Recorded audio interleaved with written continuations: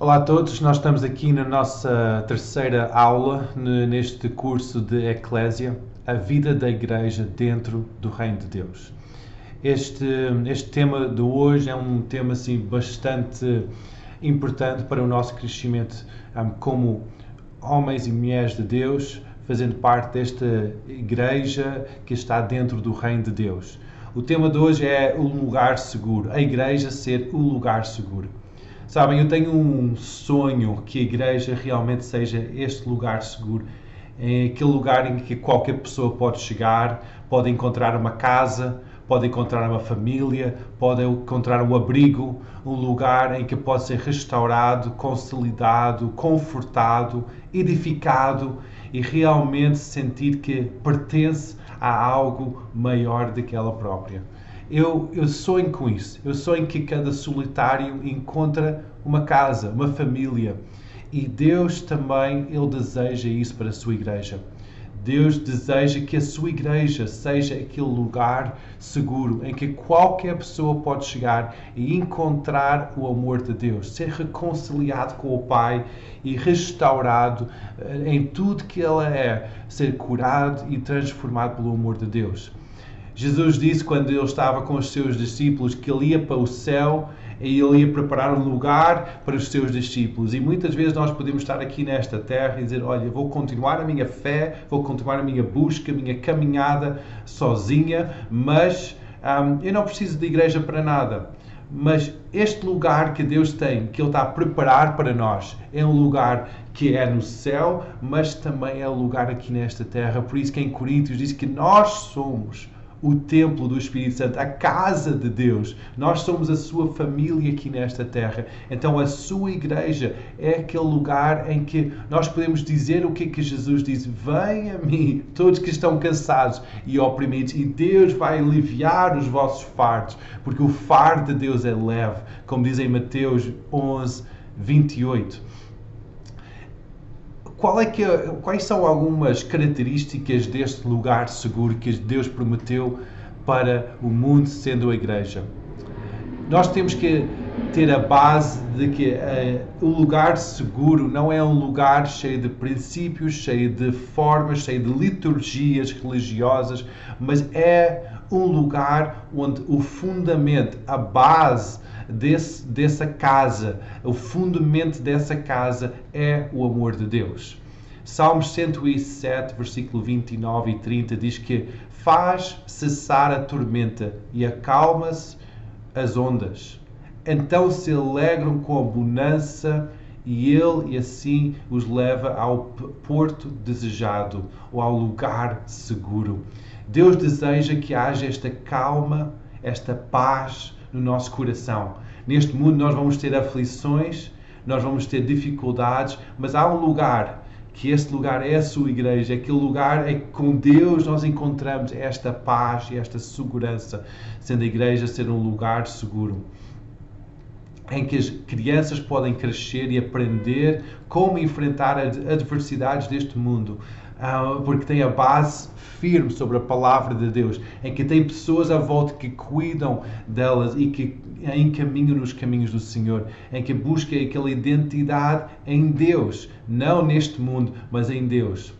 A igreja sendo um lugar seguro, é um lugar onde as pessoas podem compartilhar as suas falhas e ter aquela segurança que não vai ser espalhado, não vai espalhar aquelas falhas, mas pode ser transparente, onde os líderes não violam a confiança das pessoas, tanto no púlpito como nos bastidores, em que uma pessoa não é julgada pelo seu pecado, mas é levada àquele lugar de transformação, de arrependimento, onde há um compromisso com a integridade, em que verdadeiramente há um amor um para com os outros. É um lugar seguro, aquele lugar onde é feito por pessoas seguras. Um lugar seguro não é um lugar cheio de sistemas de segurança, em que há alarmes e videovigilância, mas é um lugar em que cada pessoa é uma pessoa que tem um compromisso com a integridade, um compromisso com o amor de Deus, com a honestidade, com a lealdade. É um lugar em que cada pessoa é uma pessoa segura, em que não há boates e murmurações, não há um lugar em que as pessoas são expostas para humilhação, mas o pecado é trazido à luz para que haja restauração e cura e libertação. O lugar seguro é onde Jesus oferece graciosamente o seu amor. E aquele amor é dado para não somente as pessoas que são membros da igreja, mas para as pessoas de fora da igreja. O mundo à volta da igreja recebe o amor de Deus através da sua igreja, sendo aquele lugar seguro. Sendo o amor, sendo a base, o fundamento desta casa, quando o fundamento é lançado no amor de Deus, todo o medo é retirado. Todo o medo de ser exposto, todo o medo daquilo que as pessoas vão dizer, todo o medo do passado vai ser eliminado com o amor de Deus. Em 2 Timóteo 1,7, o apóstolo Paulo exorta o seu discípulo dizendo assim, que porque Deus não nos deu um espírito de temor, mas de fortaleza e de amor e de moderação. Então aqui o apóstolo Paulo está a explicar que o medo ou o temor não é algo emocional, não é algo mental, mas é um espírito. Então, sendo um espírito, aquilo depois manifesta-se em várias áreas da nossa vida. O espírito de medo ou de temor manifesta-se quando nós demonstramos pânico, ficamos paralisados com as situações, quando nós demonstramos insegurança com algo novo que vai acontecer. Quando nós vemos mudanças na nossa vida e nós ficamos em pânico, em insegurança nisso. Quando nós estamos perante uma decisão importante e nós sentimos aquele medo, aquela insegurança, isso são tudo manifestações do espírito de medo. Quando nós tentamos projetar o nosso futuro, mas quando nós projetamos o nosso futuro, nós estamos naquela expectativa que algo de mal vai acontecer, em vez de ter aquela confiança que Deus está connosco e o amor de Deus nos protege. Quando nós temos também um sentimento de ansiedade ou de um sentimento negativo que é perante os desafios, isso é uma manifestação, um reflexo que nós estamos a ser assolados pelo espírito de temor, um espírito de medo. Quando nós enfrentamos este espírito, nós temos que, em primeiro lugar, detectar que isto não é algo natural, nem emocional, nem mental, é algo espiritual. E aquilo é algo maligno que não vem de Deus. Nós temos que enfrentar isso como um espírito. Nós temos que dizer, ok, eu não vou aceitar isso, mas eu vou renunciar a isso. Eu vou identificar que está a roubar o meu potencial e está a criar uma atmosfera onde eu sinto vulnerável, fraco, onde eu sinto que não tenho valor, e eu tenho que dizer, não aceito isso em nome de Jesus, porque eu estou firme no amor de Deus, porque Deus ama-me, por isso que Ele deu o seu Filho para a minha vida, para me salvar, porque Deus ama-me, Ele aceita-me como um filho e perdoa os meus pecados. Não é o amor que é baseado naquilo que eu mereço ou aquilo que eu posso fazer, mas é somente baseado no sacrifício de Jesus na cruz de Calvário, em que Ele tomou o meu lugar e por isso eu sou salvo pela graça de Deus. Eu tenho uma esperança que Deus vai transformar as coisas que estão a acontecer à minha volta no bem. Ele vai ser glorificado através de tudo que acontece à minha volta. Nós vencemos o medo, não por causa da nossa capacitação, por causa da nossa inteligência, pelo nosso treino, mas é por causa de que nós confiamos em Deus. Nós podemos conquistar o medo ao olhar para além da situação, elevando os nossos olhos para cima das montanhas, não tentando evitar os desafios, mas dizer, não, esta batalha está perante mim, mas Deus está por mim, quem será contra mim? Também quando nós queremos este ambiente do amor de Deus na nossa igreja, na nossa vida, nós também temos que cultivar um ambiente em que nós não tememos as circunstâncias nem as pessoas, mas nós temos um saudável temor do Senhor no nosso coração.